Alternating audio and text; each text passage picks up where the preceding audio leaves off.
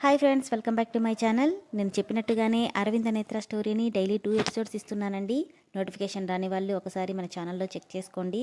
అలానే ఇంకా మన ఛానల్ని సబ్స్క్రైబ్ చేయని వాళ్ళు ఖచ్చితంగా సబ్స్క్రైబ్ చేసుకొని బెల్ ఐకాన్ని ప్రెస్ చేయండి. దానివల్ల నోటిఫికేషన్ మీకు ఇమ్మీడియట్గా వచ్చేస్తాయి. స్టోరీ ఇంకా స్టార్టింగ్లోనే ఉందండి. అప్పుడే అరవింద్ క్యారెక్టర్ చూసి ఒక ఎస్టిమేషన్కి అస్సలు రావద్దు. ఉండే కొద్దీ మీకు స్టోరీ చాలా బాగా నచ్చుతుంది. ఎక్కడ కూడా స్కిప్ అవ్వకుండా వినండి. అలానే ఎక్కడైనా స్కిప్ చేశారంటే మళ్ళీ మీకు స్టోరీ అర్థం అవ్వడం కష్టమవుతుంది. మళ్ళీ వెనక నుండి మళ్ళీ చూడాల్సి వస్తుంది. So don't skip the story. అలాగే వీడియోని లాస్ట్ వరకు కూడా ఖచ్చితంగా వినండి. అలాగే చదివే వాళ్ళు చదవండి. ఇక లేట్ చేయకుండా వీడియోలోకి వెళ్ళిపోదాము. ఎస్ఎన్ఎంఆర్ శ్రీధర్ గారు రాసినటువంటి అరవింద నేత్ర 13వ భాగం. గుర్తొచ్చింది మా అమ్మ కాదు రాధమ్మ. ఇంకాసేపట్లో నేను భరించే నరకం గుర్తొస్తుంది. అతని నుండి ఈరోజు ఎలా బయటపడాలో అర్థం కావట్లేదు అనుకుంటుండగానే బయట కార్ సౌండ్ అవడంతో అదిగో అరవింద్ బాబు వచ్చేసినట్టున్నాడు. గుండెల్లో వణుకు మొదలై ఒళ్ళంతా శివరవుతుంది నేత్ర మాటకి. అమ్మాయి గారు, మీకు భోజనం తీసుకురానా? అసలే పొద్దున్నుండి ఏమీ తినలేదు. పైగా రాత్రంతా మేసుకోవలసి వస్తుందేమో. నాకేం వద్దు రాధమ్మా, పోనీ కాస్త పాలు తీసుకొస్తాను, అవన్నా తాగండి అని చెప్పి వెళ్తుంటే ఆ రూమ్ సైడ్కి ఉన్న విండోలో నుండి బయటకు చూసిన నేత్రకు స్టెప్స్ ఎక్కుతున్న అరవింద్ కనిపించాడు. అతన్ని చూడగానే ఏదో రాక్షసుని చూసిన ఫీలింగ్ కలుగుతుంటే వణికిపోతూ అతని వైపు చూస్తోంది. సరిగ్గా అప్పుడే తననెవరో చూస్తున్నారనిపించి స్టెప్స్ ఎక్కేవాడు కాస్త ఆగి తల తిప్పిన అరవింద్కి తన వైపే చూస్తున్న నేత్ర కనిపించడంతో కన్నింగా ఓ నవ్వు నవ్వి అక్కడి నుండి వెళ్ళిపోయాడు. అతని నవ్వు చూసిన నేత్ర శరీరం చిగురుటాకులా కంపిస్తుంది. 2 రోజుల నుండి తను ఆఫీస్లో లేకపోవడం వల్ల తన మైండ్లోకి వస్తున్న కొత్త డిజైన్లకి ఒక రూపాన్ని అద్ది ఫుల్ టైడ్ అయి ఇంటికొచ్చి రూమ్ డోర్ ఓపెన్ చేసిన అరవింద్కి గప్పున కొట్టింది మల్లెల వాసన. ముందే చెప్పడం వల్ల పనివాళ్ళ సాయంతో రాధమ్మ ఆ రూమ్ మొత్తం అలా అలంకరించి ఉండడంతో నవ్వుకుని ఫ్రెష్ అవ్వడానికి వెళ్ళాడు. వేడివేడి నీళ్లలో ఓ 10 నిమిషాలు కూర్చున్న తర్వాత కానీ అతని మైండ్ ఇంకా శరీరం రిలాక్స్గా అనిపించలేదు. కాసేపటికి పాలు తీసుకొచ్చిన రాధమ్మ, నేత్రమ్మా పాలు తాగు, నిన్నేనమ్మా అంటూ కదపగానే ఆ అంటూ ఉలిక్కి పడిగానే, ఏంటమ్మా బాబుగారి గురించి ఆలోచిస్తున్నారా? సర్లే ఈ పాలు తాగు. వద్దు రాధమ్మా. నిజమేలే, ఇంకాసేపట్లో మురిపాలు పంచుకోబోతుంటే ఇక పాలెం తాగబుద్దవుతాయి. సరే పద, నిన్ను గదిలో వదిలిపెడతానంటూ ఆ గ్లాస్ని నేత్ర చేతికి ఇచ్చి తనని నడిపించుకుంటూ రూంలోకి పంపించింది రాధమ్మ. తడబడే అడుగులతో లోపలికి అడుగుపెట్టిన నేత్రకి మత్తెక్కించే పరిమళం ముక్కుపుటాలని తాకుతుంటే నెమ్మదిగా కళ్ళు పైకెత్తి చూడగానే అద్దం ముందు నిలబడి డియో స్ప్రే చేసుకుంటున్నాడు అరవింద్. మినుకు మినుకుమంటున్న డైమండ్ నగల్లో పైనుండి కింది వరకు ధవళవర్ణంలో దేవకన్యలా కనిపిస్తున్న నేత్రని అద్దంలో నుండి చూసి, ఎంతసేపలా నిలబడతావు, బొట్టు పెట్టి తీసుకురావాలా అని గర్జించగానే ఉలిక్కిపడి డోర్ క్లోజ్ చేసి ఉబకడానికి సిద్ధంగా ఉన్న కన్నీళ్లతో వణుకుతున్న చేత్తో అతని ముందు పాల గ్లాస్ పెట్టగానే అవి తీసుకొని సగం గ్లాస్ తాగి మిగిలినవి సగం తనకిచ్చాడు.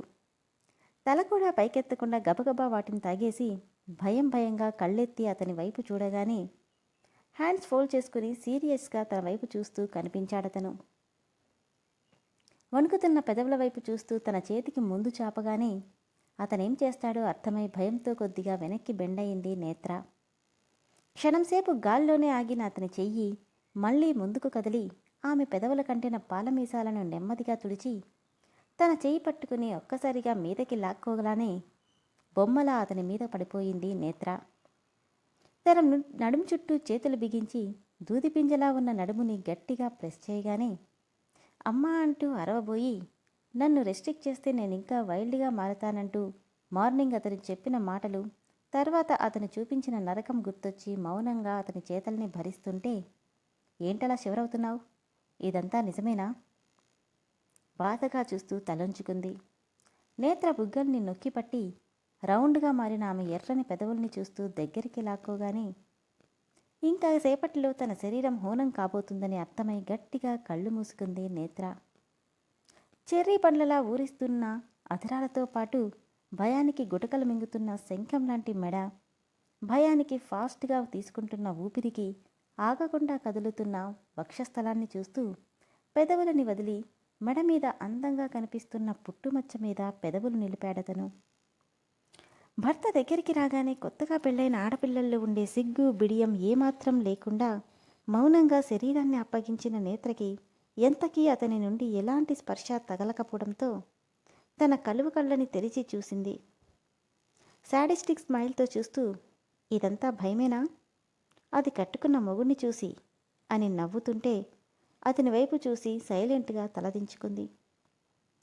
చూపుడు వేలుతో తన గడ్డం పట్టుకుని తలపైకెత్తి వెళ్ళి నిద్రపో అనగానే ఒక్క క్షణం షాక్తో కళ్ళు పైకెత్తి అతని వైపు చూసింది నేత్ర. నీకే చెప్పేది అర్థం కాలేదా?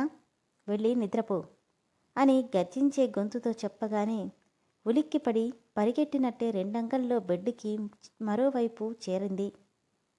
రాత్రి చెప్పింది గుర్తుంది కదా, నన్ను టచ్ చేస్తే నాకు నచ్చదు, కాబట్టి కొంచెం ఒళ్ళు దగ్గర పెట్టుకో అంటుంటే వదలడమే భాగ్యమన్నట్టు సరేనంటూ తలూపి బెడ్ ఎడ్జికి జరిగి పడుకుంది.